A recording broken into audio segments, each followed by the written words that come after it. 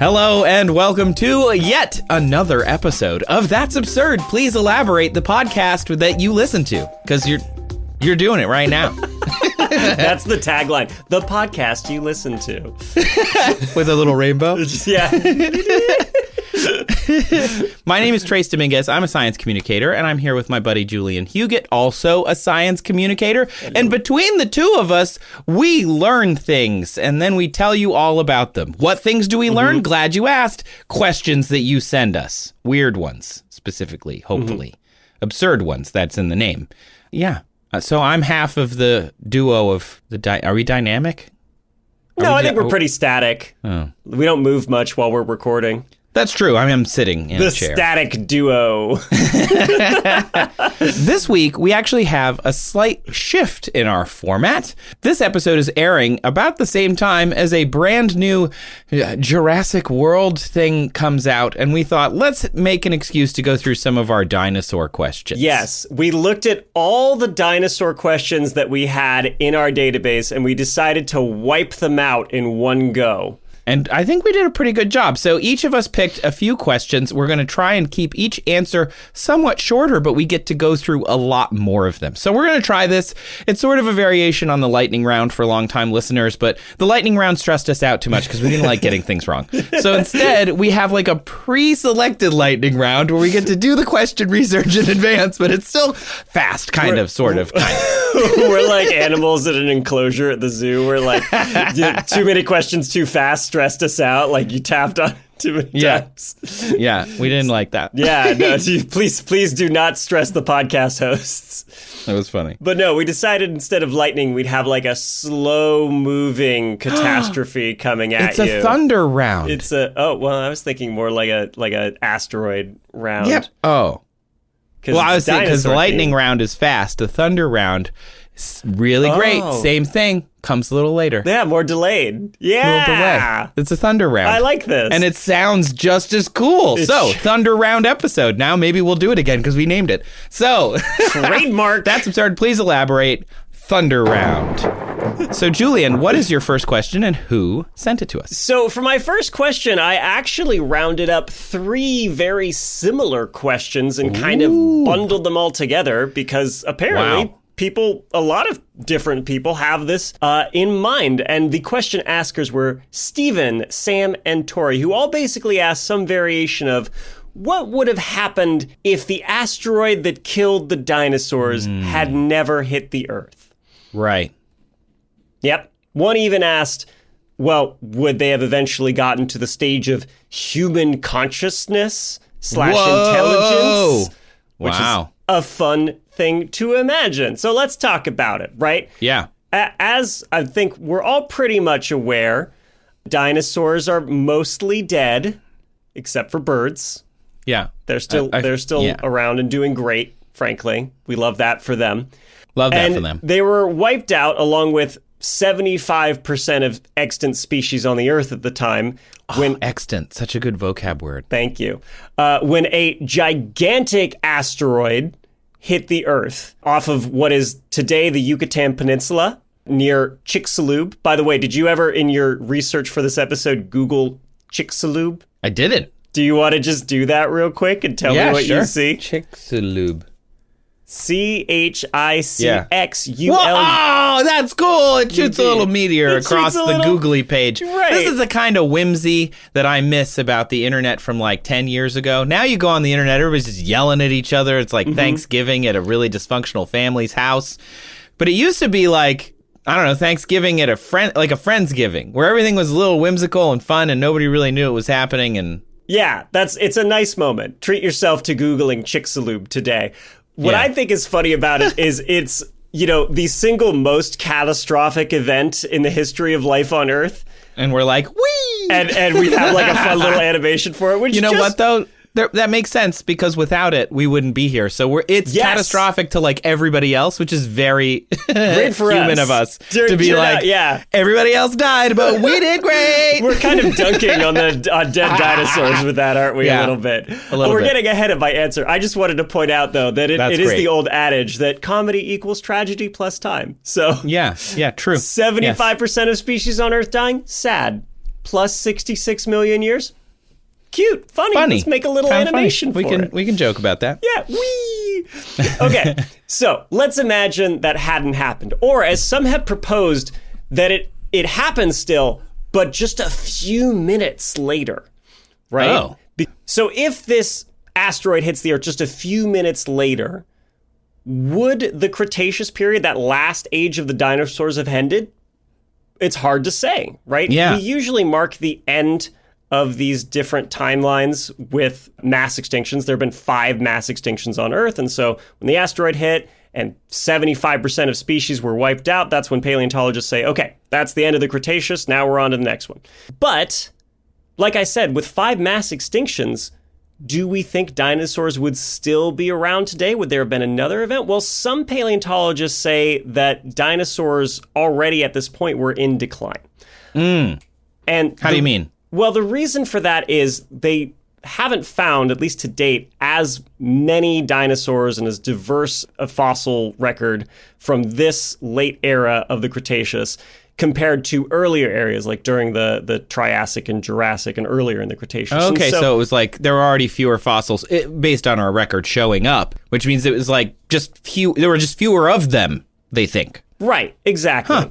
And so a lot of the fossils that we have found, by the way, from this era are in like the Western United States. Woo, cool. And a lot of these T-Rexes and Triceratops and all them were in this era. But it's hard to know exactly because, again, we're working from a fossil record that's by its nature going to be incomplete. Yeah. Right? Yeah.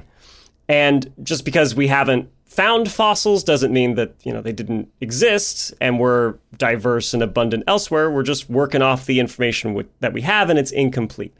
So other paleontologists have argued, no, they were actually still doing great. They were super diverse, probably, as far as we know. So maybe they would have kept on going. But what happens after this event 66 million years ago is really hard to say. We're extrapolating, right? And anytime you project into the future, especially over this length of time, you're just not going to have any clear idea what would have happened.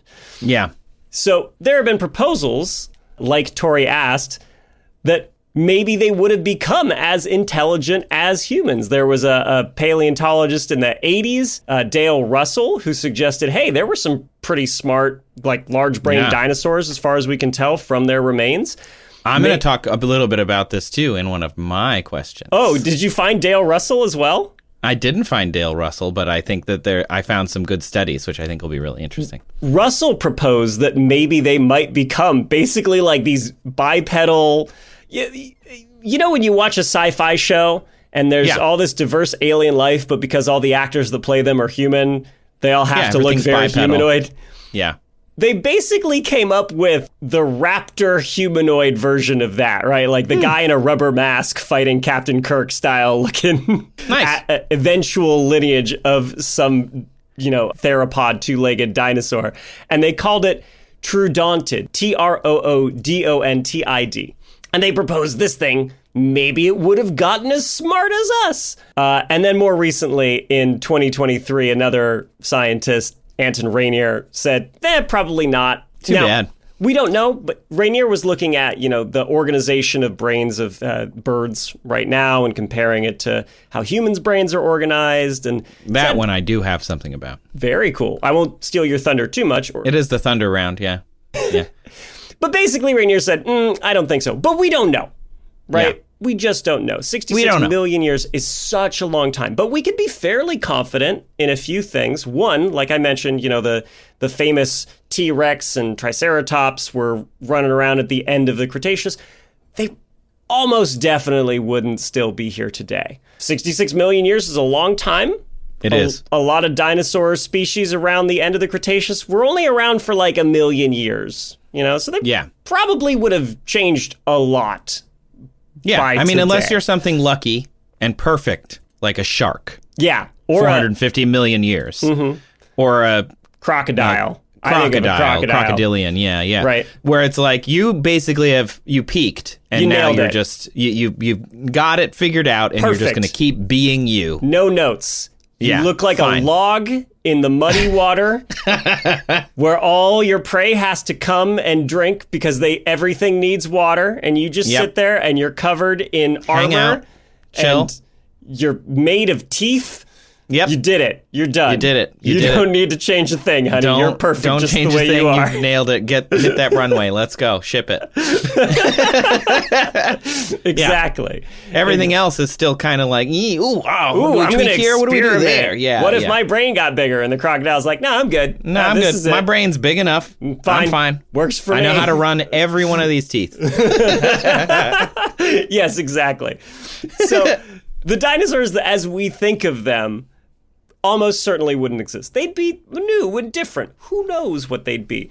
But also, as you alluded to when I first brought this up, we probably wouldn't be here. Yeah. Right? It was this mass die-off that led to 3/4 of the extant species just being snuffed out. And so that left a huge opening for the niches to be exploited by new species, including the descendants of the little tiny mammals that survived this impact, which eventually became us and the other mammals you see today. So we still wouldn't, unfortunately, get like a Flintstones scenario of humans and dinosaurs coexisting.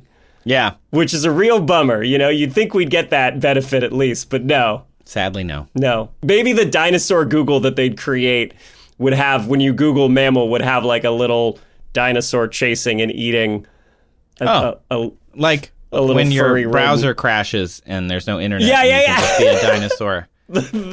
Whimsy. I'm just loving the whimsy on the internet. Anyway. That's what I predict would happen if the asteroid had never hit the Earth. Well, thanks for your question. All right, so let's jump into mine then. I'm trying to answer each one in 5 minutes. I'm going to fail, just so you know. Maya asked my question, and they asked, how likely would it be for something like a Jurassic Park to exist in the near future? Of course. I am currently a science communication student. Maya! Whoop, whoop. And as part of the program, we discussed Jurassic Park, and it got me thinking about the science. And I know Michael Crichton did some research in writing the original book, but I'm very intrigued on where it split from reality and if the split from reality has changed at all since the original release.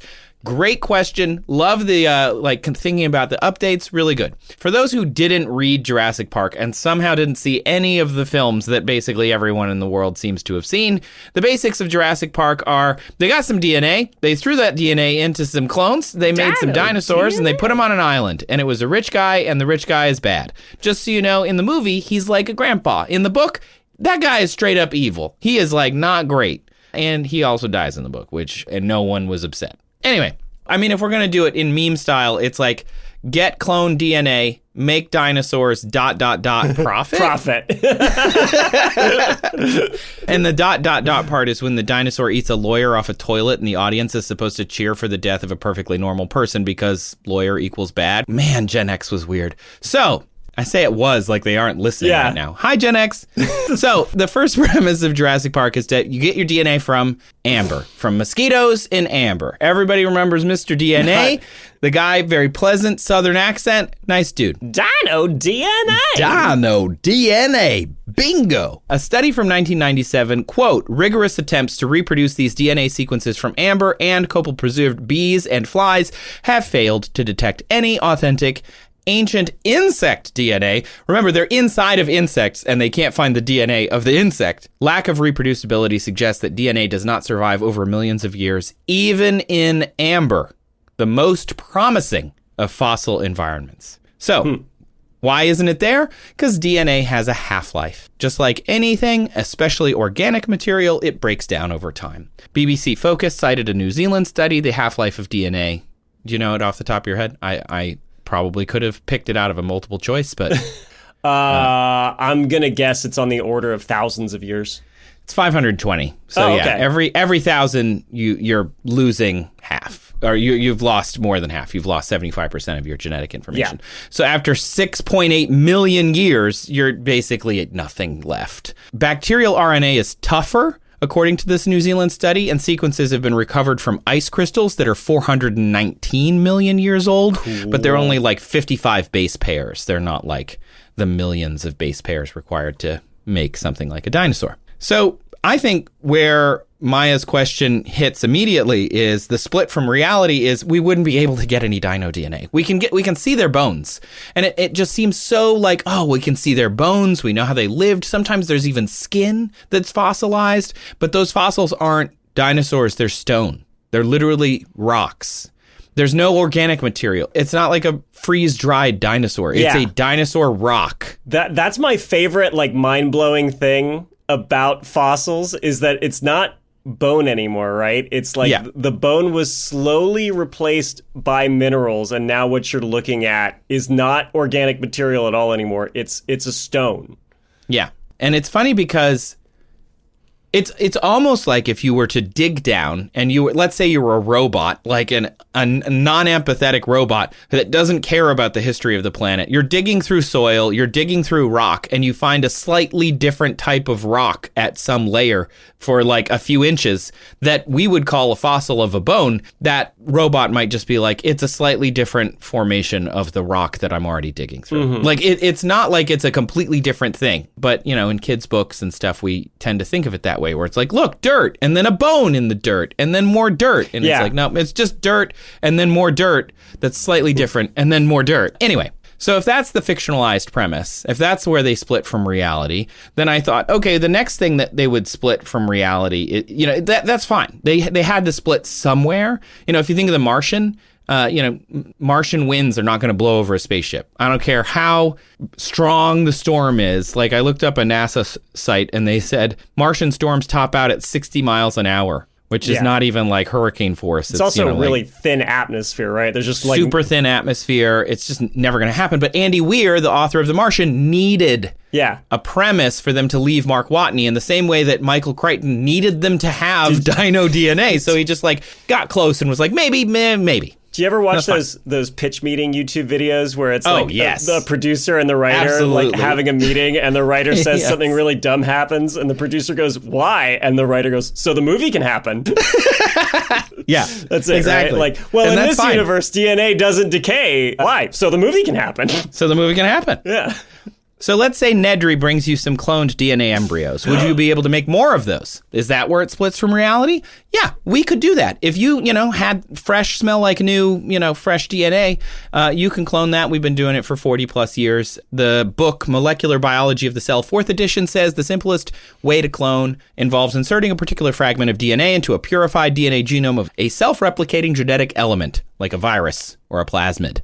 You just basically give the DNA to the virus, and the virus is like, got it, and starts working. It says, a DNA fragment containing a human gene can be joined in a test tube to the chromosome of a bacterial virus.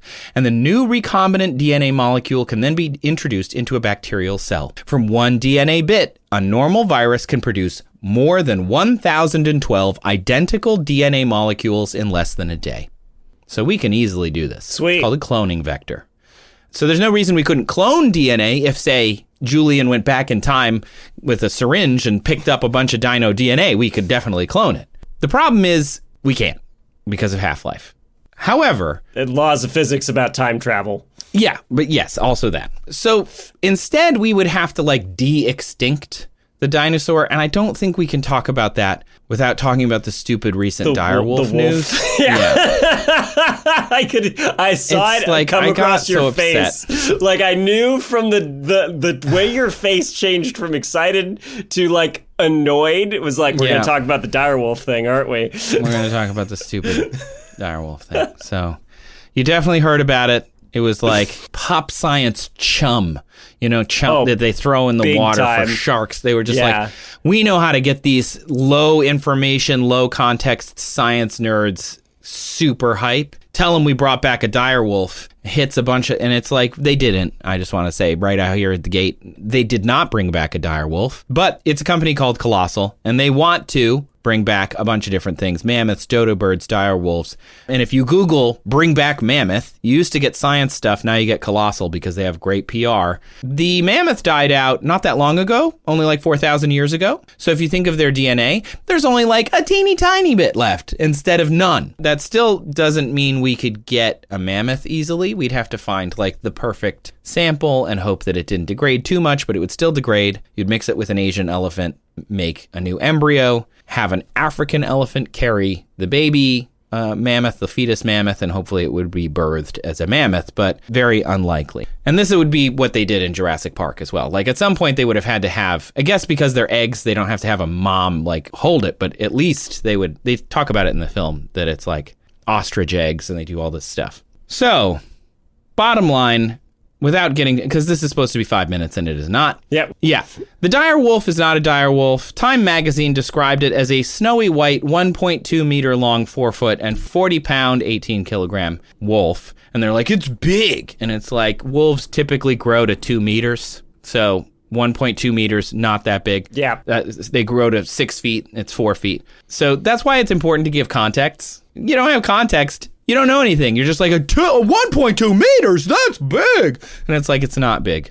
The thing that makes me the most angry at the news in 2025 is people that just quote numbers and like don't give context, especially raw numbers. There were 300 DVDs stolen this week out of 300 million people. Like, that's not very nice. But there are 300 DVDs still? Oh, I think so. Who has DVDs anymore? These robbers I would say are time my grandma, traveling. but I don't think my grandma's DVD player is. My dad still has beta tapes, so I don't know what's normal. Wow. So anyway, dire wolves, they can be up to 68 kilograms. A regular gray wolf, 45 kilograms. So it's like, yeah, the dire wolf's bigger. But they changed 14 genes in the gray wolf. 14. They made 20 edits. And they put it into an embryo, and they were like, look, we made a dire wolf. Nah. How many genes does a gray wolf have? Any guesses? Depends if they've done laundry this week or not. Well, you don't have to wash your jeans every week. Oh, do you? You can just Oh, wash man, I've them been doing it wrong. every other week. Put them in the sun. Ruin my joke. Okay, how many, Trace? How many? 2,447 million. So 14 is like a very small proportion, is what I'm hearing. There's 2,447 megabases. Each megabase is 1 million base pairs. Right. So 20 edits out of 2,447 million base pairs. And they're like, look, it's a dire wolf. No, it's one step farther than like putting glasses on your dog and being like, this is a completely different dog. Where'd my dog go? You know? Oh my God, this is a new species I've created. Honestly, that is exactly what they did. Yeah. They put glasses on and a hat on a wolf. They walked it onto stage, and the CEO was like, behold. Where'd the gray wolf go? I don't see it either. All I see is a dire wolf. It's a completely new canine. It's 19th century sideshow stuff. It's wild. So the thing about Jurassic Park that was also objectionable. Just why? I mean... Yeah. Does that solve anything? Yeah, really. Like it doesn't. We joke about that, but we don't have a budget. Like, why would they do this? This is actually the biggest thing that is annoying about something like Jurassic Park and de-extinction in general is many of these biomes, many of these ecosystems, you're not bringing back the whole ecosystem. Yeah. You're bringing back one thing, and you're doing it for what reason? Entertainment. You're doing it for entertainment. Yep. So you're bringing back an animal, and again, back is probably wrong, and you're doing it for fun. Not because like, oh, the white rhino that we only have 2 females left and we really desperately need a male. So they're doing the same process to try and get a male that's being carried by a northern white rhino because the southern white rhino has died or whatever, to try and repopulate something that we as humans have killed. And that played an important role in its ecosystem, right? Like the ecosystem that it still exists. That the ecosystem is still there. Does not exist anymore. Right. Yes. So, the fact that they were entertainment objects is the thing that I think should make people the most angry about that. And that is, I think, changed from the original release. I think in 1993, I think we were a little less discerning about having an animal that is literally only for entertainment on an island in Costa Rica being like, hey, we made this whole thing and then it killed everybody. I think today you would have a big group of people on the internet that's like, good. Like, we shouldn't have done that. Openly Team Dinosaur. We shouldn't have done it. Team Dinosaur. Which is, I think that is different than 1993. Yeah, they're rooting for that lawyer to get eaten, just like we did in the movie. Maybe the billionaire. I feel like the lawyer can get off the island, but the billionaire shouldn't make it. Anyway. So could we do a Jurassic Park Maya? No, not with the real DNA of a dinosaur. But with current technology, if we had DNA, we could. It's been too long. We could modify a chicken, but it wouldn't be a dinosaur. It would just be a chicken. With glasses and a funny hat. Right. But genetically, the version of that. Yeah, the genetic version. The genetic equivalent of a Groucho Marx. Yes. So, thank you for your question. Let's take a quick break and come back with a couple other questions that I promise we won't spend 15 minutes on both if we can help it. Oh, yeah. Julian, give me your best dinosaur roar. Oh, God, an asteroid! It's horrible! Wow, that was not where I expected that to go. We're popping in before the show to tell you about I Know Dino. It's a dinosaur podcast. You know, we think of those dinosaurs being this thing that's been dead for tens of millions of years. Even so, studying dinosaurs can still teach us stuff that is relevant to the world today. Yeah, like climate models to help us understand global warming. Migration patterns of dinosaur lineages, they tell us about Earth's changing continents. We can also study dinosaur diets, what plants lived then, and maybe what animals and how they interact. And, this is super cool, many dinosaur injuries, paleopathologies, they're the first known occurrences of diseases. And they talk about all this kind of stuff on I Know Dino. It comes out every week with new dinosaur stories that you're not going to hear anywhere else. Like, I hadn't heard of a lot of these, which is pretty cool. You can find I Know Dino on Apple Podcasts, Spotify, wherever podcasts are. And if you found us, you can probably find them. Go check them out. All right. Whew. I'm heated after that last thing. I'm sorry. I hope the break was good for you. Got your for me, I was dander up. like, Over the direwolf thing. Take a break here. So, Julian, what's your next question that you selected from our Dino DNA? So, my next question comes from Stephen, but a different Stephen from my first question, who there was a Stephen in there too, but this one's with a PH. Are they Stephen with a V or Stephen with a... This is might be Stefan for all I know, honestly. Oh, it could be a Stefan. Yeah. That is confusing. It does, yeah. We need to codify this. Okay, but Stephen or Stefan asks, how is it possible for the largest male dinosaur to mount the females? By the way, if you've got children that you don't want to explain how little dinosaurs are made, now's a good time to switch to like the next question probably in 10 minutes. So we'll see you there. Yeah. Anyway, Stephen goes on to say, they weighed around 70 plus tons, were 100 plus feet long. It's hard to imagine something that big mating the same way dogs and cats do. Maybe they stood tail to tail or something? Is that amazing to you too? Yes, I mean, Stephen. yes, it absolutely is. Yes, it is. The miracle of dinosaur life is amazing and probably a little clumsy, a little awkward. You know, I just had a flashback to our D News days. There was another article back then talking about science communication that gets your dander up. Are you thinking the same one I'm thinking when there was I wish I was thinking about that. Instead, I'm thinking about the song we made up. Dinosaur sex, dance like a T-Rex. Dinosaur sex. Anyway, there was a song. Don't think I was there for that part. I do remember I was there when a story came out that like definitively talked about the T-Rex ding dong.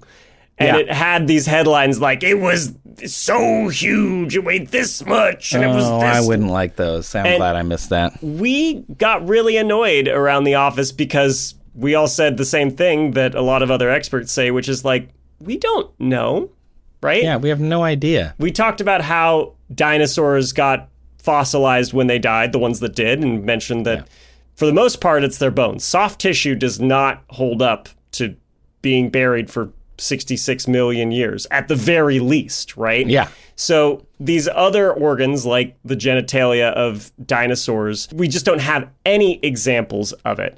We, in fact, for a long time, couldn't tell if fossils were male or female. Yeah. I mean, we couldn't even tell from human burials often. Well, human bones have, like ratios and stuff. There's some stuff that we knew, but they didn't confirm it, because I did a video about it recently, until they could get into their teeth. Oh. And there is a specific difference between female teeth and male teeth, and they were like, oh, this is a female. We can tell just absolutely definitively this is a female. Which is cool, because there's a lot of burials that are warriors and stuff that they just assumed were this is the best man in the tribe, and it's actually a woman. Nope. A woman for this whole time, which is the best. Don't apply your concepts of gender to ancient peoples, because it's not That happens when, necessarily gonna be the all these same. burials that were found in the 19th century, and they're like, look at this man. Yes. This powerful man. And it's like, okay. All right. No. Anyway, please continue. Right. Sorry. So, do you know how we figured out that some of the fossils that we found were actually female dinosaurs? I'm going to guess there was they were pregnant. You know, they had eggs in them. They were about to have a clutch, and they didn't have the clutch prior to falling into the tar pit or Basically, yeah. Although there's something really cool that you can learn about birds and stuff while we're at it. I learned this recently when making a bird fact for friend of the show, Ralph Crew. Love that guy. He's a great guy. We love Ralph Crew.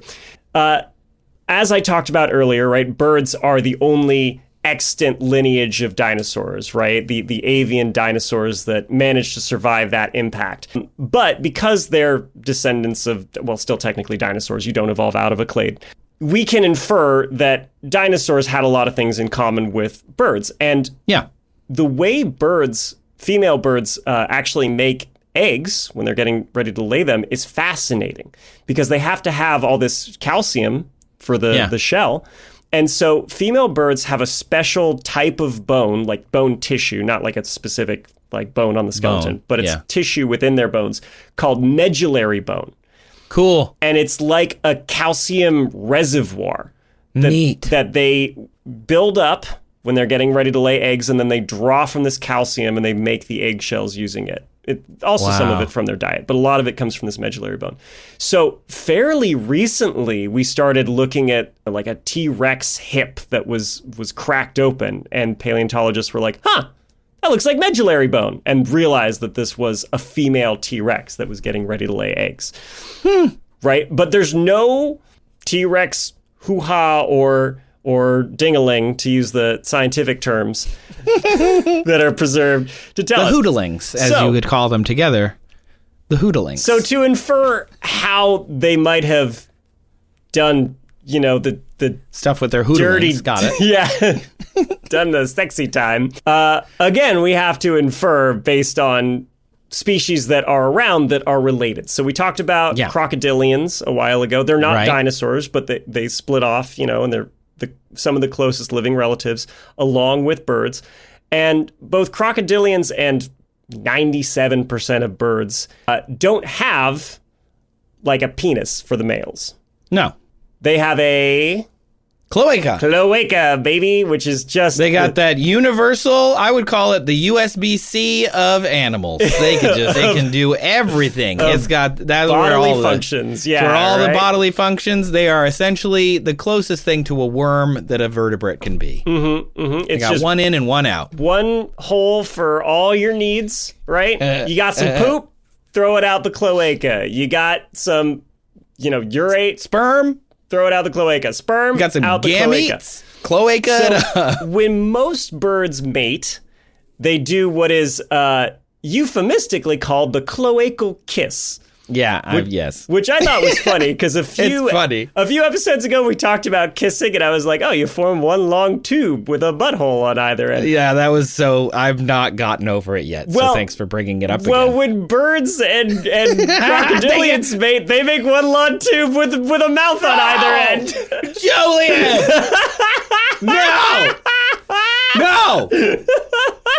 No! Oh, no. Yeah, baby! No! No! No! No!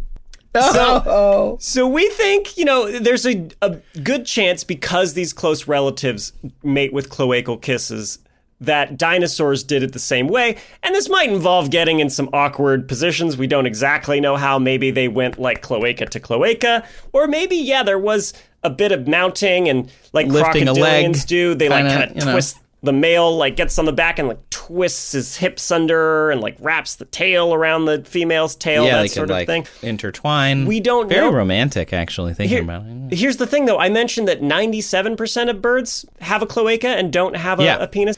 You're going to talk about ducks. Gonna talk about ducks. Gonna talk about ducks. Didn't we bring this up with Sophie? Wow, Schran? are duck the worst? They're a carnival of horrors, duck penises. But what I wanted to bring up duck penises for is not because they're long and corkscrew shaped and they use them a lot of times for non-consensual mating. What I wanted to talk about is how waterfowl and other birds with penises, like ostriches, are also some of the most ancient lineages of birds. And that the other birds that don't have penises or phalluses do have the gene for it, but they have another gene during development that triggers cell death. And so they basically start building a penis and then they tear it all down. They apoptosis it out of existence. Exactly. See, I thought you were going to say that the birds that don't have a penis start a YouTube channel, get really tan, and start talking about how manly they are. How their cloacal vent go to the gym a lot. Bigger than anybody else's. Is your cloaca feeling low? You should try the supplement that this cloacal bird is selling. Because maybe then you'll be these birds hung like a duck. Drive around in lifted trucks with truck cloacas on the back. Honestly, look, I am not a fan of truck nuts, but if we made truck cloaca, I would buy it. I would find a way to hang it on my Kia. I would do it. Oh my God! Is this the new fish? We can get instead of a fish with legs, we get a cloaca. I mean, the rooster's nickname is a cock. They must be doing something masculine, right? They must be. Yeah, true. Yeah, a rooster would have a YouTube channel. Let's be honest. Can't stand those guys. They're so cocky. Okay, so maybe then, because birds seem to have actually had a phallus at one point and then a lot of them lost it, maybe dinosaurs actually did have phalluses that they inserted, in the way that probably most humans think that it works for all animals, even though it clearly doesn't.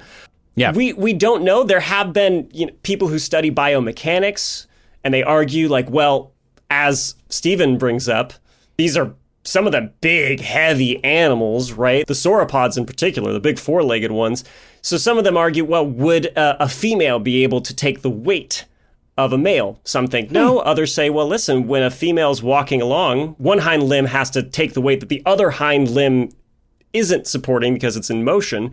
So by that logic, they could support the weight of a male. If they had both hind limbs on the ground, they could support extra weight. Sure, maybe they could do it. Who knows? Then it gets complicated because some dinosaurs are really spiky.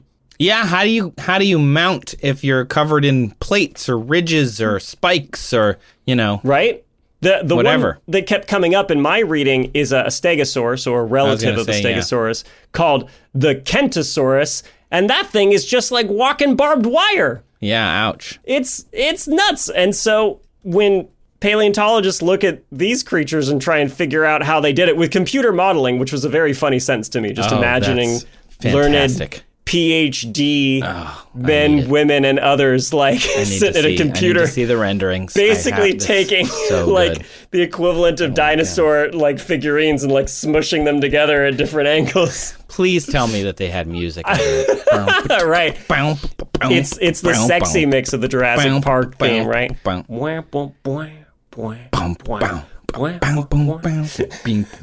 It's more slap bass. Yeah. And I'm feeling like it's a little more comedy. Yeah, those dinosaurs are trying to slap that bass, I'm talking about.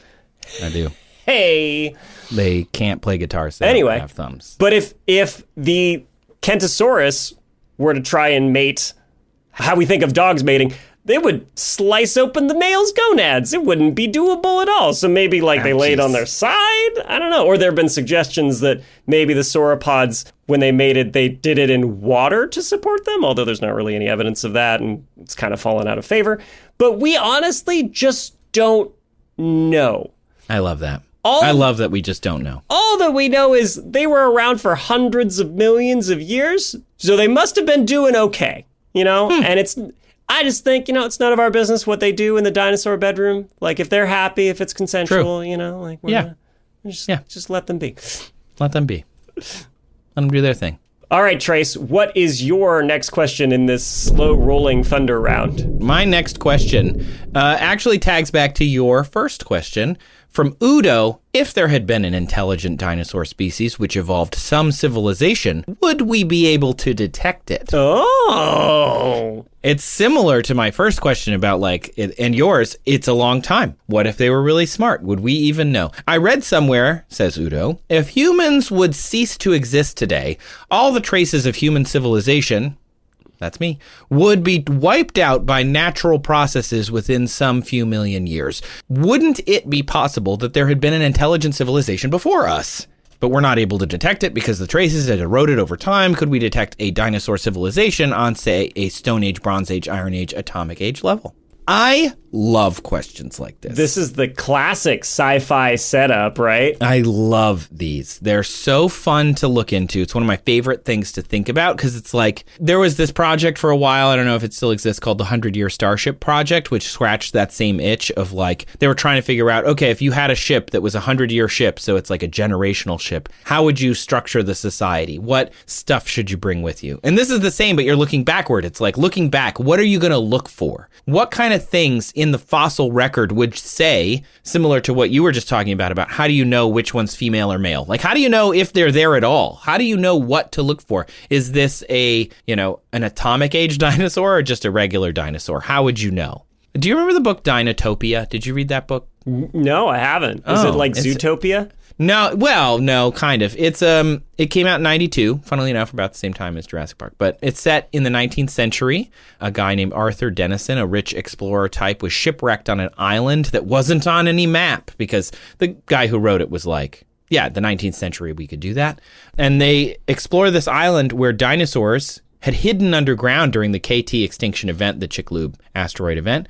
And so some of them had been able to survive, and humans and dinosaurs were friends, and they worked together, and they had a society as like this shared utopia. It was beautiful artwork, really, really cool. It won a bunch of awards. Ours, we read all the time, me and my brothers. So it's funny that you haven't read it. You should check it out. It's really cool.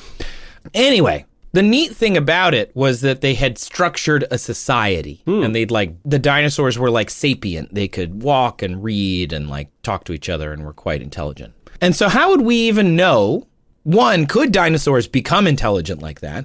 But two, how would we know once they had? So you were starting to talk about intelligent dinosaurs. Did you, in your research, come across whether dinosaurs could have been intelligent, and if so, how intelligent? Briefly, the thing I saw that I found most compelling, again, talking about birds being extant dinosaurs, is some birds are really flippin' smart.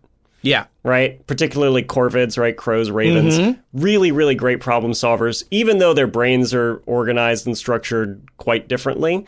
And so this has been used in this debate on how smart can dinosaurs get. We can point at them and be like, well, I mean, look how smart they are currently. Yeah. So in my show that I did for PBS Nature called Animal IQ, we used the encephalization quotient as one of the kind of markers of intelligence. It's like, I don't know. Do you know what encephalization quotient is? It sounds to me like how much brain you got relative to your size. Exactly what it is. Yes, it's a brain to body size ratio. It's like the BMI of intelligence. Like you think of IQ as a measure that really matters. It doesn't. It doesn't mean anything. It's just one more bit of data that can tell you a little bit about somebody's thinking process. But it doesn't mean, oh, you have a high IQ score, you are smart in whatever way, in every way of that meaning. Yeah, it's really flawed IQ, by the way, but we can talk about that another day. Yeah. So is BMI, and so is EQ, encephalization quotient, not the emotional one that people use in pop psych. But encephalization quotient is used by a lot of biologists and zoologists as like a shorthand for how big your brain is relative to your body to give you some idea of their intelligence. So there's different calculations depending on the type of animal. So like a bird, a mammal, they have a similar calculation, and a reptile has a slightly different one where it sort of discounts or maybe changes the size so you can compare them more easily. So anyway, all of these numbers are approximate, but to give you an idea, a human ranges in an EQ from 6 to 7.8. So our ratio of body to brain, our body is roughly 6 times larger than our brain. A chimp, it's about 2.48. A dog is about 1.1 ratio-wise, which I thought was really interesting. And some say more, up to 3 for specific dogs. Basically, it means that relative to its body size, the dog has a pretty good-sized brain. But it's small still. So it's not super intelligent, but it's intelligent. Cats are about 1, and a chimp being 2.48 is, one would argue, if you were only looking at this number and you're not, that it's much smarter than a dog, but about half as smart as we are, right? Again, this is a shorthand. It's not a predictor. It's not about causation. It's just a shorthand to talk about how big a brain is. Yeah. However, there have been some studies of skull morphologies of fossils to try and get the EQ of dinosaurs, which is kind of cool. So there was a study in the Journal of Comparative Neurology in 2023 where they looked at the skull morphologies of T-Rexes and they thought, we can guess the brain size from this. And their proposed EQ was 2.4.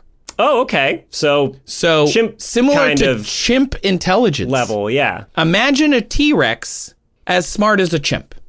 Cool. Right? But other scientists were like, come on. Could it open a door? Could it are they clever girls? They were if you could see the medullary bone. Pretty skeptical of this. There are large databases of currently extant birds and reptiles, and they used the CT scans of dinosaur skulls and kind of compared the brains, and they found that theropods seem to follow similar patterns to warm-blooded birds, like ostriches, and sauropod brains were more similar to cold-blooded reptiles in their structures and sizes, which is kind of neat.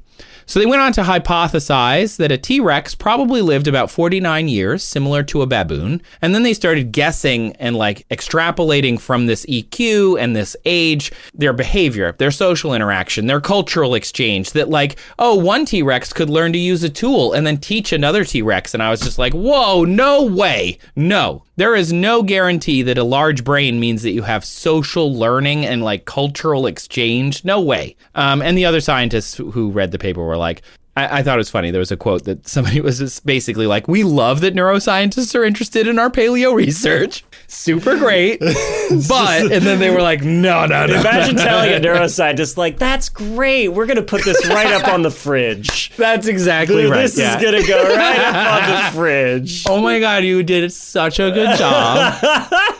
It was really, really beautiful. Okay, good job, bud. Do you need a nap? I've heard it's good for your brain. So they likely weren't human intelligent, even if they were chimp level intelligence, which is people are very skeptical of. It's a very controversial opinion, a hypothesis, and there's no real evidence of that. If they were, there is some nerds who are thinking about how we would know. So tens of millions of years, as we've discussed many times, long time. The surface is changing. Mountains are going to come up. They're going to be gone down again. It doesn't take in a geologic scale that long to completely reshape the planet. But there are records from short periods at Fort Michilimackinac in Michigan's Upper Peninsula. I'm sorry, where? Lower Peninsula. Fort Michilimackinac. Is a fort? It's a fort on an island? No, it's on the mainland side. It's the original British fort on the mainland side. You seem to know so much about this fort. Why is that? I used to work at the one on the island. Oh, did you? Yeah, I did. I actually also worked at this one sometimes. So my friend and the archaeologist there, Dr. Lynn Evans, they've been excavating since the 1950s of this whole fort area. The fort was dismantled and moved in 1780, so this is all pre-1800s stuff, so not that old, relatively. But they dig down a few inches, and she told us in our kind of orientation to archaeology was that you dig down a few inches and you know that you're in the 1950s. Right. Because there's trash everywhere. There's glass, there's bottle caps. There's just that scene from Mad Men where they throw the blanket and they just leave. That is just how people lived. They didn't actually think about where their trash went. They just threw it on the ground. But into the 19th and then 18th centuries, you find things too, like buttons and needles and stuff that can survive, usually in places between floorboards, that it fell between a floorboard or in a fireplace where they thought it would be destroyed or whatever. All of that is where you would find these little evidences. But that's, again, only a few hundred years. So millions of years, this guy named Gavin Schmidt, a climate modeler and director of the NASA Goddard Institute for Space Studies, met this other guy, Adam Frank, who is an astrophysicist. And Gavin had spent a lot of his career thinking about this specific warming event that happened millions of years ago, about 55.5 million years ago. And he was like, why did this happen? You know, he's a climate modeler. He wanted to know, why would this happen? And Adam Frank walked up and was like, well, maybe there was a civilization. And then they started talking about it. And then they're like, how would we know if there was one?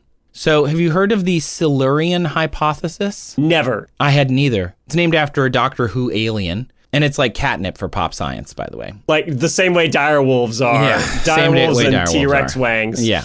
I'm surprised I hadn't heard of it, to be honest, reading it, because Scientific American had a great write-up on it. And they essentially said, you know, these two researchers were doing that legwork of being like, okay, here's what we need to look for if we're looking in the past for like a civilization that existed. Not necessarily a dinosaurian one, just any civilization. And they said cities obviously wouldn't be in the same places because cities typically build near a river, a lake, a sea, a coastline, because water is the highways of development. They didn't really say that. I'm telling you that based on what I learned at the fort.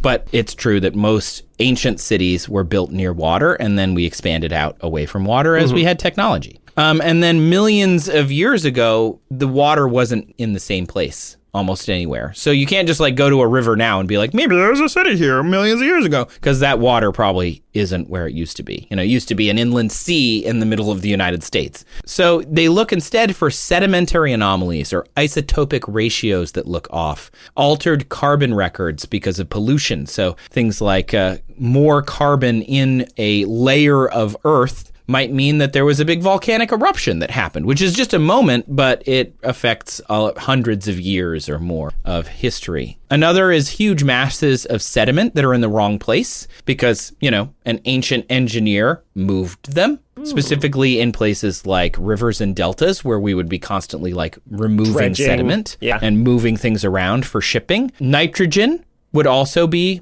something they would see there because of runoff from fertilizer in, again, ancient waterways. Metals that don't belong, so something that was mined somewhere and brought somewhere else. And of course, the first thing I thought of, plastics. If they were advanced enough to come up with a synthetic polymer that doesn't naturally occur, that also doesn't biodegrade, the problem we're having with plastics now, they might last long enough that we would see them. Not necessarily in a fossil record, but we would find, you know, similar to the buttons and, you know, the bits of trash from the 1950s, we would just see some of them scattered around. The thing is, a 300-year-long industrialized society like what we have now is just a blip in geologic time. So maybe we just haven't found it yet, but we haven't found anything like this in the fossil record where it's like, this is completely unexpected. Right. So would we know if there was an ancient, intelligent dinosaurian society? Maybe.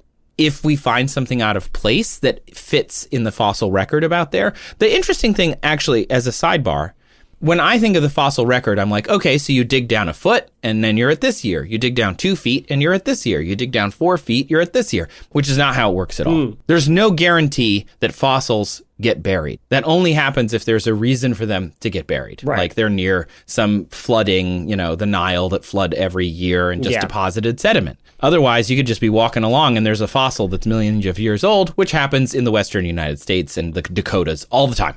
Like Mary Anning, when she discovered the very first dinosaur fossils in England on the coast, she saw them because the coast had eroded and they saw fossils there. Right. Yeah. But it wasn't like hundreds of feet below the earth, you know, like, again, in a children's book. It was just like on the beach. Well, yeah, there's some upheavals, right, that bring like lower layers of up to the surface, right? And so, the Earth's a big, complicated system. Geology's cool, but it's also something that, like, I know very little about, but still. Yeah, we'll have to have, like, Raquel Nuno on or something to talk about it. But anyway, it's really cool. We probably could find evidence, but we have yet, in all the places we have dug, to find any evidence of ancient civilizations. Other things that they didn't mention that I thought would be interesting to mention are use of energy, mining, things that millions of years don't probably matter, but in less time. So people are like, oh, there was an ancient civilization that existed only a few thousand years ago. And it's like, okay, did that ancient civilization need fossil fuels? Because if so, we would see where they had pulled them out of the ground. Like it hasn't been long enough in the thousands and tens of thousands that we wouldn't find, like, minerals are too close to the surface to have had this like massive civilization somewhere. We see them too close to the surface. They're too easy to get to. This is also why if there was a massive event, we might not recover, like be able to rebuild society, because the minerals are all like the easy to get ones already got. So we'd have to like work harder to get any basic mineral than we would have when it was the first time we got it. That's a little worrying. Isn't that sad and kind of wild? But it makes you want to like protect the society we have because we can't just like build another one easily. Interesting. Yeah. More research is needed, clearly. Cool. All right, so I think we should take another break and then we'll come back with a couple more questions. Okay.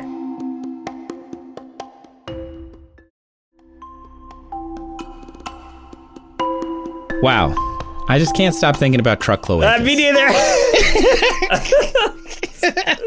I want one. If anybody out there has any ideas how to make something out of like a silicone or, you know, something that we can just reach out. We will take it to Shark Tank. We will take it to Shark Tank and Mark Cuban will fund it. Hello. He's the only one. Fish that have been around since the dinosaurs. I have something to show you today.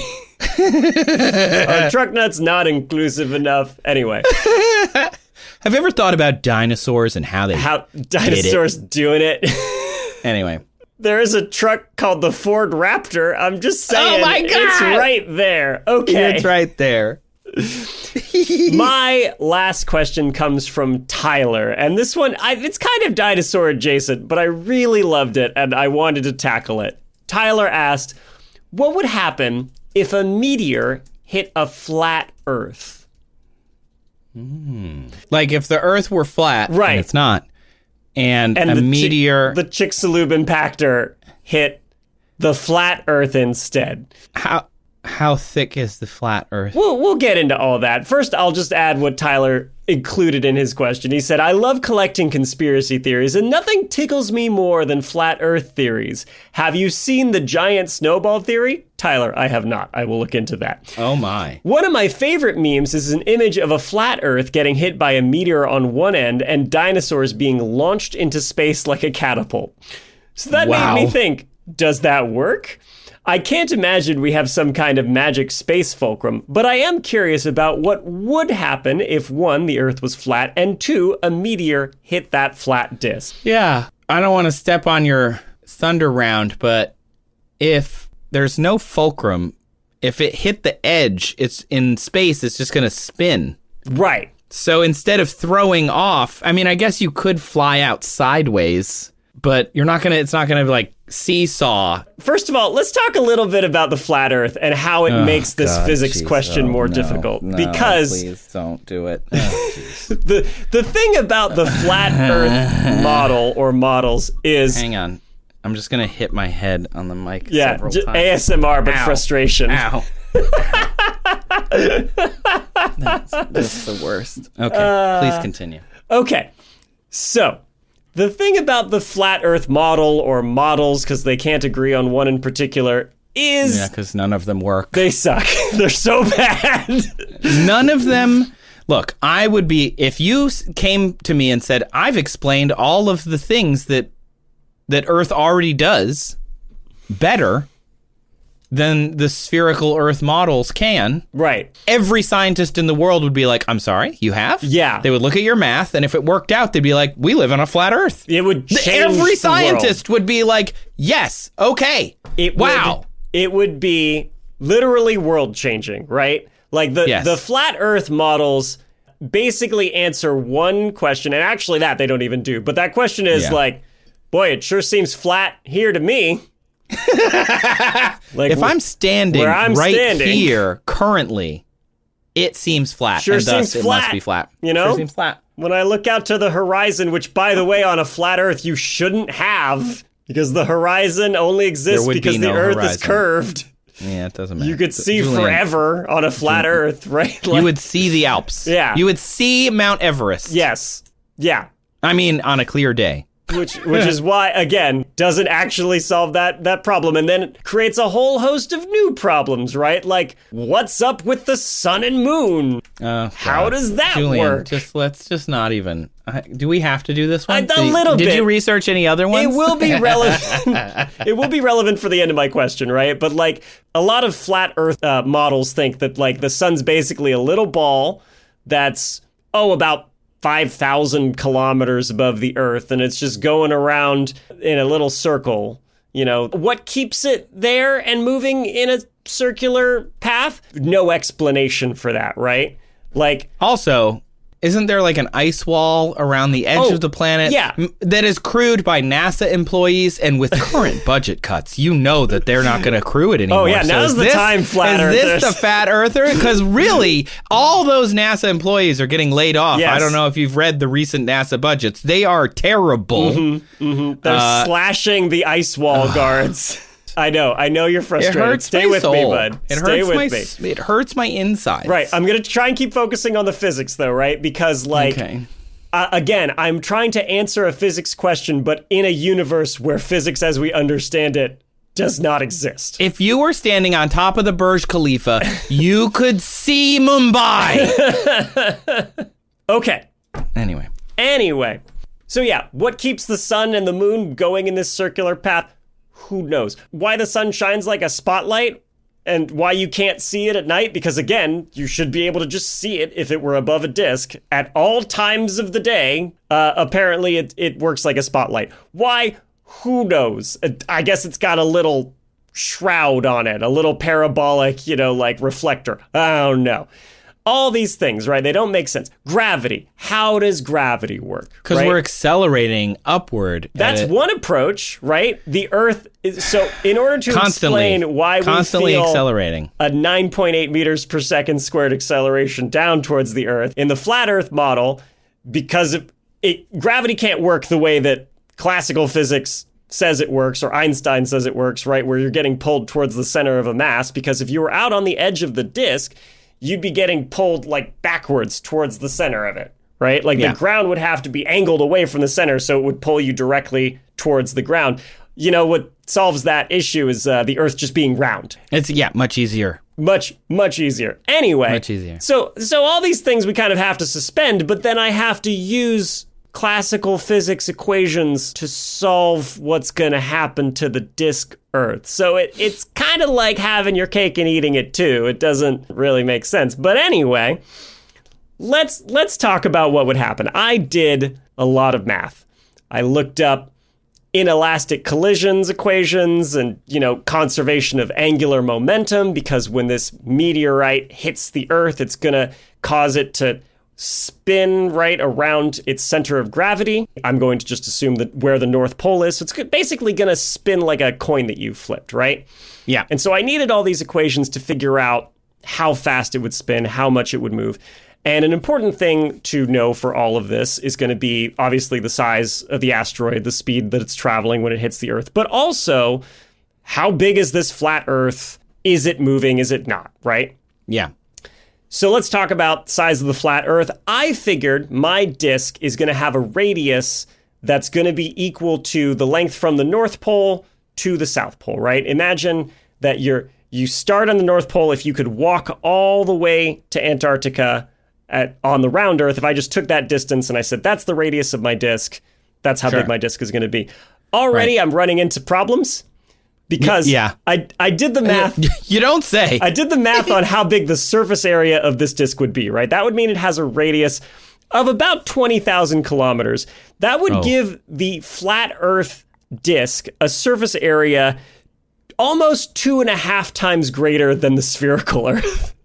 Wow. Like, people would have noticed that there's just like a lot more ocean. There's a lot more than the spherical Earth model predicts. Wow. Because it's just less efficient at space. Space. Exactly. Like a sphere is a very efficient use. There's a reason that, as somebody who's flown on a zero-G flight, if you put water into a zero-G, it just becomes a sphere, because the most efficient, for the most amount of mass. Right. It is the maximum volume for the minimum amount of surface area. Right. Exactly. Thank you, physics friend. Gotcha. No problem, bud. Right?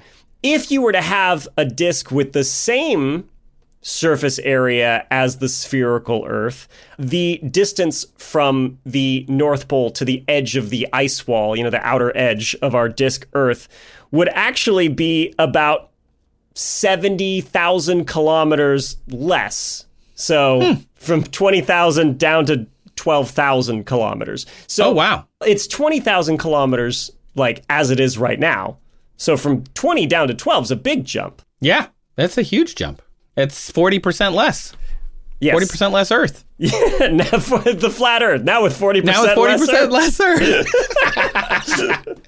I mean, same surface area, but the distance, again, because the difference in equations you use to calculate surface areas for these things means that, you would notice if instead, like, the distance to travel from one point to the other was 40% less. I chose, though, to have that 20,000 kilometer radius because I'm also trying to calculate exactly where this asteroid impacted. Again, I'm going in the same place that it hit on the round Earth, right, off the Yucatan Peninsula near Chicxulub, which I should mention I'm almost definitely saying that wrong. Just want to throw that out there. Anyway, so I'm assuming it's hitting in this point, which is about 7,600 kilometers from the North Pole. So that gives me the point of impact. That'll help tell me, basically how much leverage this asteroid has when it's hitting this disk. Right? Like if it hit closer to the edge, it would make a much bigger difference. But because it's big spin. Yeah. Hit in the middle, small spin. Exactly. So I took that. I just took the mass of the Earth's crust as we know it today for the mass of the total Earth, right? The Earth's crust is about 1% of the mass of the Earth. So I just took that, and because the disk of the Earth is 2.5 times bigger, basically, that would mean that our Earth is a lot less dense, but that's neither here nor there. So I took the mass of the Earth, which is about 6 times 10 to the power of 22 kilograms. That's a lot. It is a lot, but still 1% of the Earth as it actually exists, because I'm just figuring it's basically a big thin crust pizza. Yeah. And I'm having our asteroid hit this at the same speed with the same mass that the one that hit near Chicxulub had. Now, that asteroid was traveling over 25 kilometers a second. That's fast. It's very fast. This is my level of contribution. You give me a number, I tell you if it's big or small. That's it. That's all I'm doing. That's all I'm doing. You're the I'm telling the audience, that's a lot. That's big. That's not a lot. Right up there with bridges. This is less. Big and outside, usually. Big and outside. Big and usually outside. Big and usually outside. Yep. Okay. So it's traveling 25 kilometers per second. It had a mass, we have to estimate based on, the impact crater size and just how much damage it did.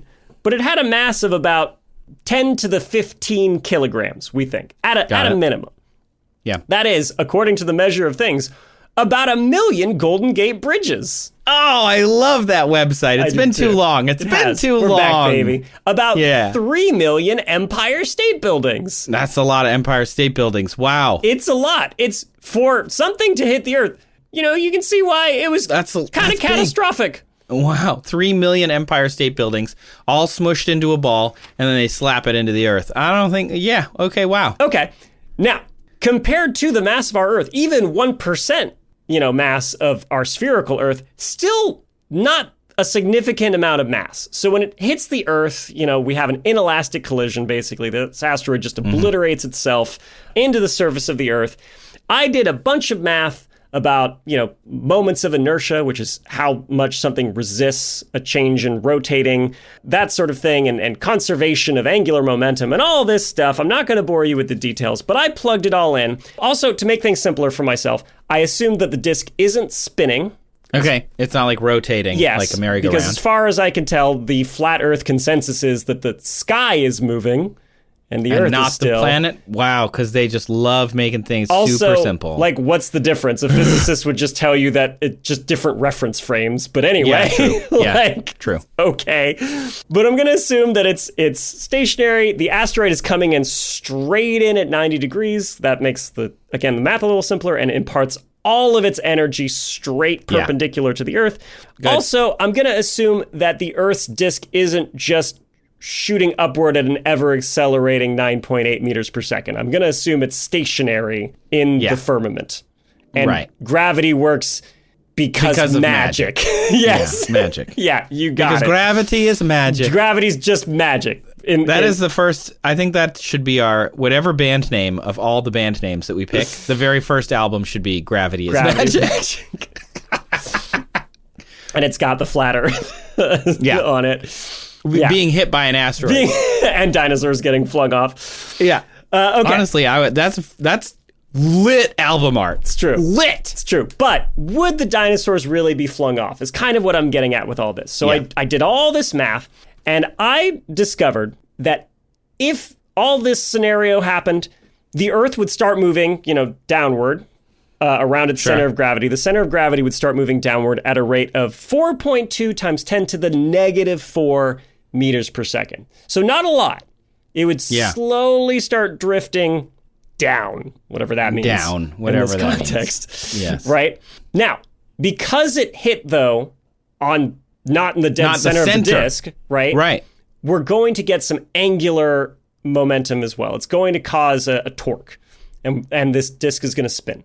Did you do the math on how far from the North Pole to Chicxulub is, like percentage of the total radius? How far is the radius just to the Yucatan? I mean, I could do that right now. So my distance to Chicxulub is 7,622 kilometers divided by the 20,000 kilometer radius. That's about 38%. Okay, so you're like so the asteroid hits like if it were a seesaw, and it's not.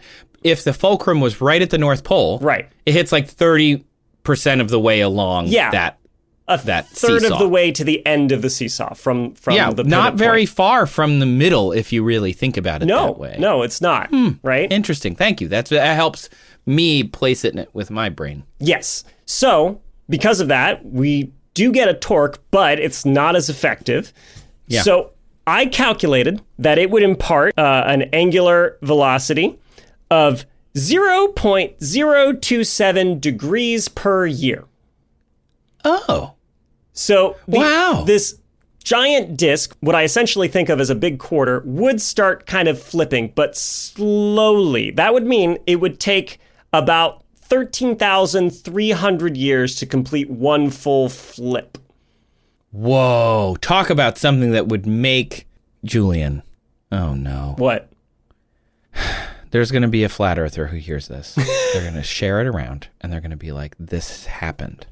Well, we are in the midst of a flip. Great. We'll never know during our lifetime because it takes 13,000 years to do it, but that explains climate change. I hope I inject more Julian, confusion. you've just explained climate change. Oh, great.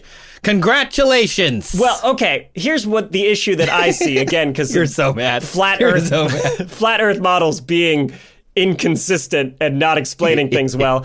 Remember how we've got our little sun and moon that are just whizzing around about 5,000 kilometers above the surface, and what's keeping them there and what's making them go in a circular motion, we don't know.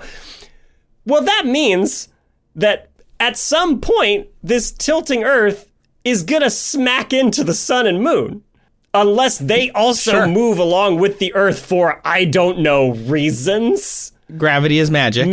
So they pinned them there, and now even though we're tilting, they just stay where they are. But I figure it's going to be a maximum of 1/4 rotation, right? The disk is just going to have to travel 90 degrees at the very most before it hits the sun or the moon. Right. Which means that in about 3,300 years after this meteor hits, you hit the sun. Yeah, and that's like 66 million years ago, so it's hit the sun a bunch of times. Yeah. I mean, I figure you probably would have wiped out the sun, right? That would have been it for that. As far as I can tell, the sun in the flat Earth models is tiny. It's a little thing. It's like 50 kilometers across. It's very small. It's a wee little sun. Oh, that's kind of cute. Little guy, right? That's really cute. So it would be. I don't think your dinosaurs would get flung off, right? It's not a big acceleration on the disc, but I do think it would be catastrophic eventually. Yeah, that's neat, but also a little disappointing. Yes. To wrap it all up for you, Tyler, what would happen if a meteor hit the flat Earth? Again, because flat Earth models are zany and multitudinous, and none of them really work.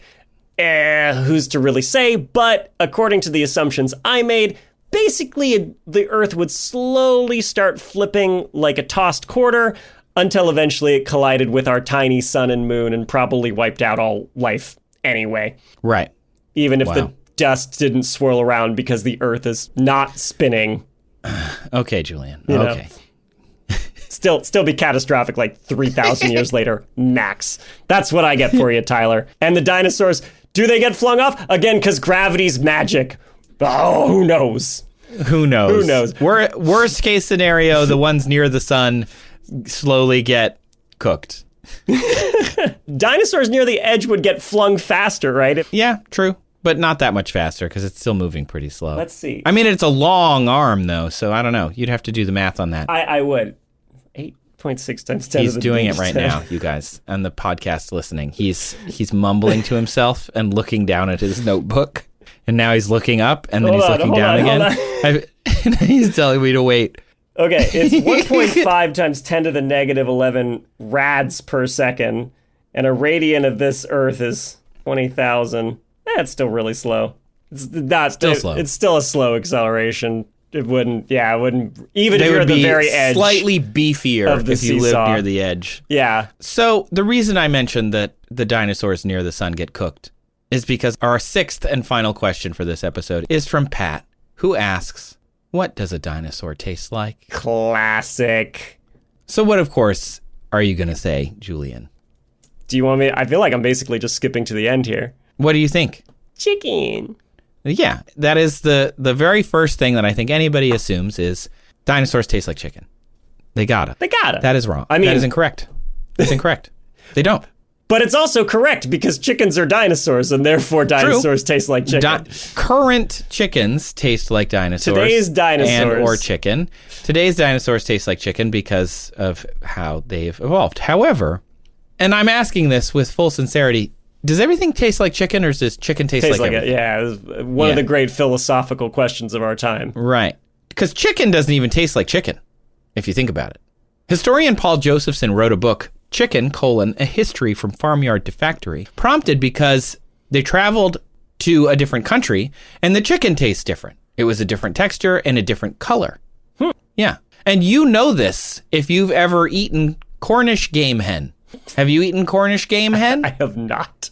It's a very small bird. You buy it in, usually it's like in the part of your grocery store that has the like not frozen but like cold section with the other meats, and it's a little teeny bird. If you've had it and you're thinking, "Ooh, yeah, it tastes a little like it's a little different than chicken, but it's like chicken-esque." It is chicken. Cornish game hen is just chicken that's slaughtered younger than they regularly do. In the U.S. grocery store, we eat mostly Cornish hens, New Hampshires, Plymouth Rocks, and Rhode Island Reds. That's the actual chickens we're eating. And there are so many other different chicken types. A lot of our current breeds descended from Asia and Southeast Asia's red jungle fowl, but the reason we eat these four, and maybe a few others, is because of efficiency. Yeah. They grow really fast and they're okay living in factory farms. And by okay, I mean they're not okay, but we can make it work. Yeah, the more you think about this, the less happy for the cruel machine of capitalism, they're doing great, according to those metrics. They're doing great.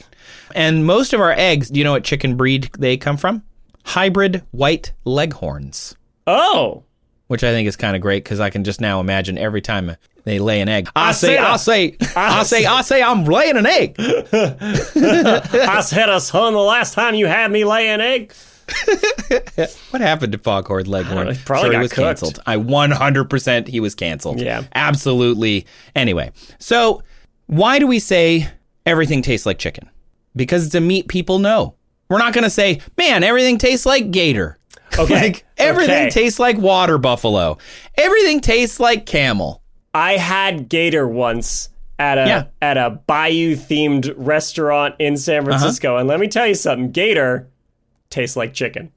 It doesn't, though. It does. It does if like, let's say, and I'm just making a number up, 50% of the meat that you consume is chicken, then that is your frame of reference. That's true. And so you're going to say, this tastes like the frame of reference that I have. So if most of the meat that you eat was beef and you never had chicken and you had gator, you'd be like, oh, this is a different flavor. And then you had chicken, you would probably say, oh, this tastes like gator, right? Yeah. If that was your frame of reference. It's true. I'm also not a gourmand. Like, I don't have a very discerning palate. So who knows? People who eat gator all the time could tell you the finer points. Exactly. And that's my point. If you ate it a lot, you might think it tastes different. Also, depending on how you prep it, just like anything, you fry it with a bunch of spices and then it, like southern fried chicken style, is going to taste a lot similar. Because mostly American chicken doesn't taste very much like anything, actually. If you just take a chicken breast, put it in a pan, and cook it, so that you can eat it. It doesn't really taste like anything unless you put salt and pepper and some spices and other things on it. And then you dunk the whole thing in barbecue sauce and just obliterate all the work you did preparing it. Right. So what is chicken meat? Its muscle physiology is it's a light color, which means it has a low myoglobin content. And this is all important for getting to dinosaurs, trust me. So why is it light in color? Because, again, low myoglobin. It's a lower oxygen meat. Myoglobin it's an iron-based molecule that helps carry oxygen around. Okay. And the reason chicken meat is low in myoglobin is because chickens don't fly for long periods. They are short bursts of activity muscles.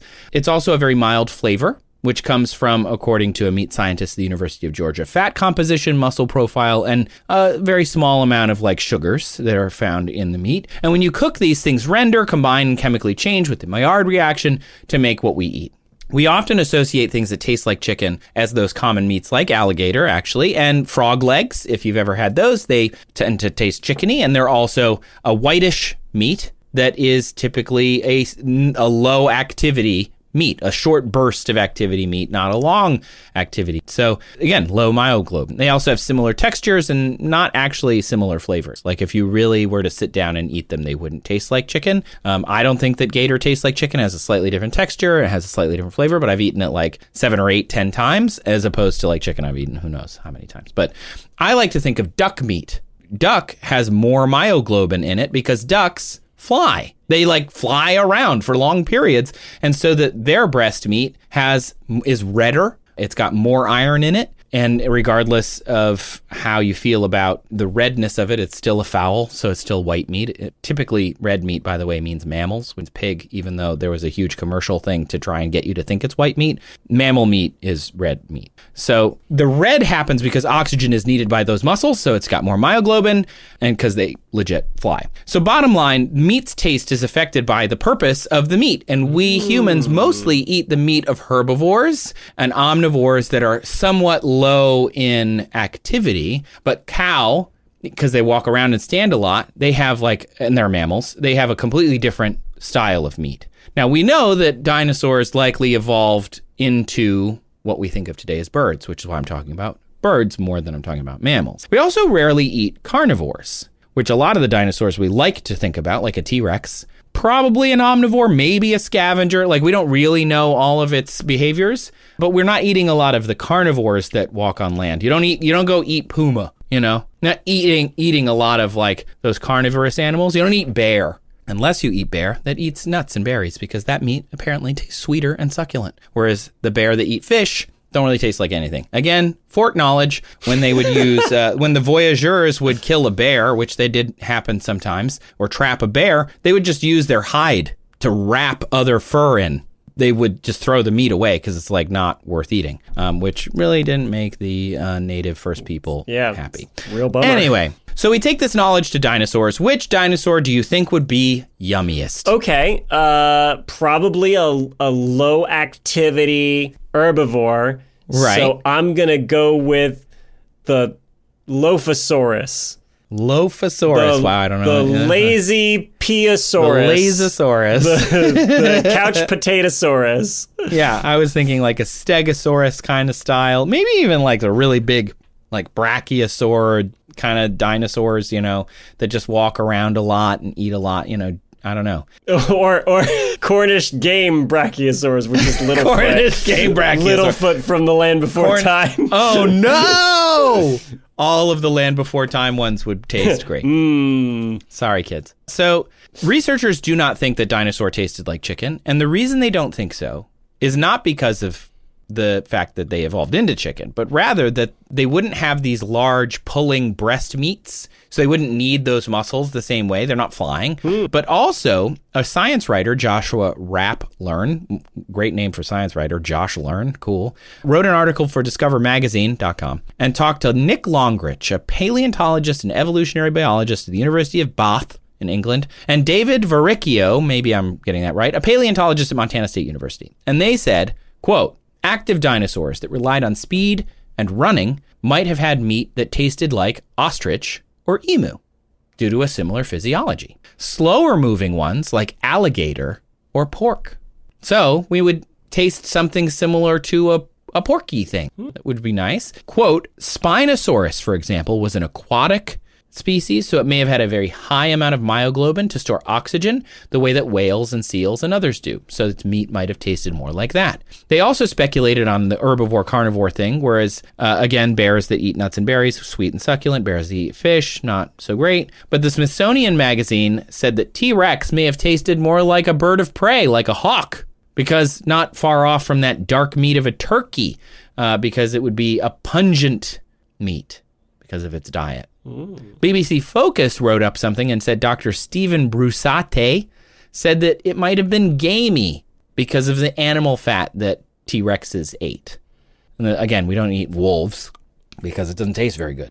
We eat herbivores. So plant-eating dinosaurs such as Triceratops and Diplodocus and Brachiosaurs might have been the tastiest dinosaurs, and they may have tasted something like an alligator or a pork, or if they were more runny, an ostrich. Mm-hmm. Interesting. This is kind of running into a similar thing, trying to answer this question specifically that I did with how dinosaurs did it, which is there were like over 1,800 genera of dinosaurs, not species, genera, which is like the level above that. There's a lot of variety in there. Yeah. I'm glad you bring that up. They brought that up in many of these articles as well, where it's just like dinosaurs aren't one thing. They are like tens of thousands, hundreds of thousands of different things. And thus, they all lived differently. They had different environments they were living in. They had different like climates that they had to adapt to. They moved differently. They required different muscles and they ate different things. And so likely all of them would taste different from each other unless they were doing and using their muscles in similar ways. Mm-hmm. Just like the stuff we eat now, which is kind of cool. Yeah.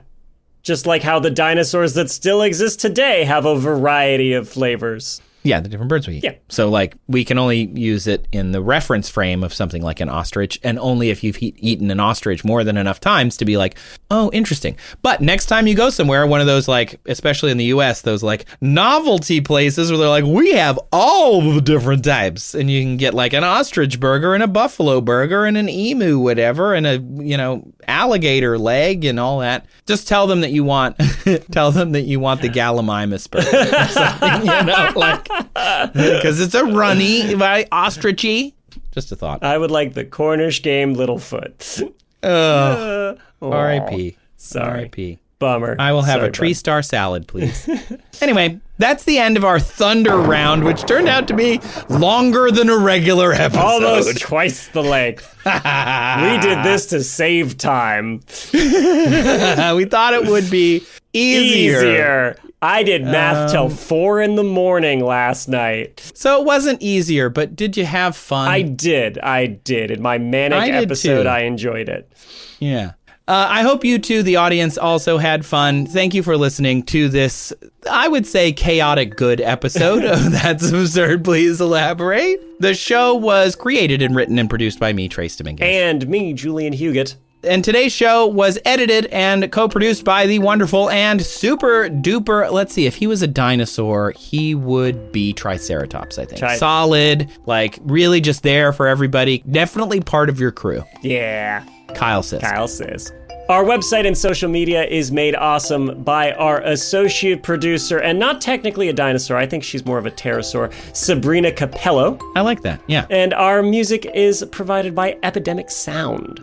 Thank you to the listeners who submitted your questions for this episode. There are a lot of them this time around. Pat, Maya, Udo, Steven, Sam, Tori, Tyler, and also Steven, but with a F instead of a V. The other Steven.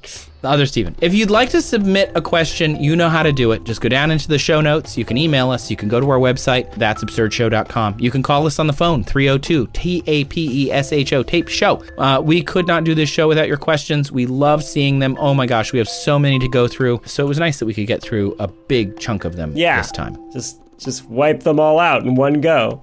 I know I said that joke before, but I didn't get a reaction from you, so I'm going to say it again. It was good. Thanks. That's a good joke. Thank you. That's all I needed. I just need some affirmation over here. You've been awake for a long time. It's hard for me.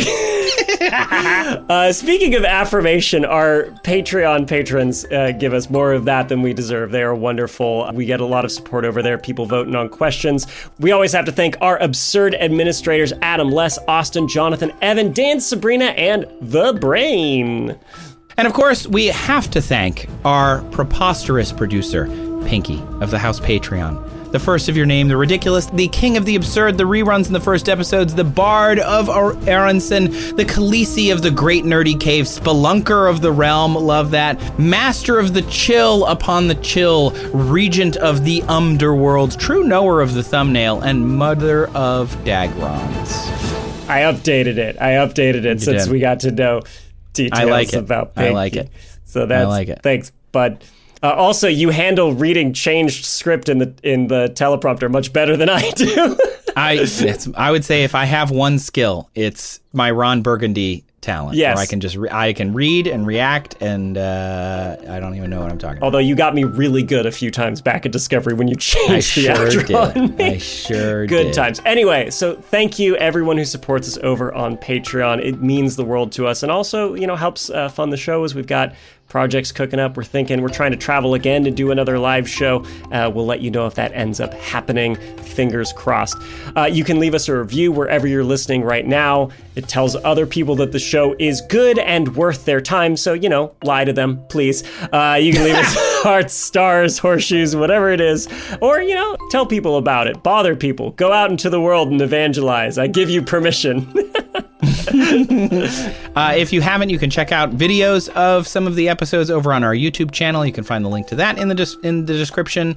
And of course, a special thanks to those listening not on YouTube, but over on Nebula. Nebula listeners get access to the episodes sometimes a little bit early. They support us and other independent creators by just listening to the episode. And of course, if you join, you support us by joining. Go ahead and try out Nebula. You can watch videos from some of your favorite YouTube creators. Some of them are only there on Nebula. We've got some cool original stuff in the works. I'm a co-investor in the company, so just full disclosure. If you join Nebula, visit go.nebula.tv/that'sabsurdshow, and it tells them that we sent you, and it gives us a little bit of support when you join. And as we say at the end, every single episode, the Earth is not flat. Just stop, guys. Stop. But if you are going to fight with someone about it, please fight with someone else who doesn't believe in evidence. As we say at the end of every episode, if you want people to know you're a real cock, have a truck cloaca. How did dinosaurs do it? I don't know. We should ask the guy with the truck cloaca. He probably knows. He's a real expert in excretory orifices.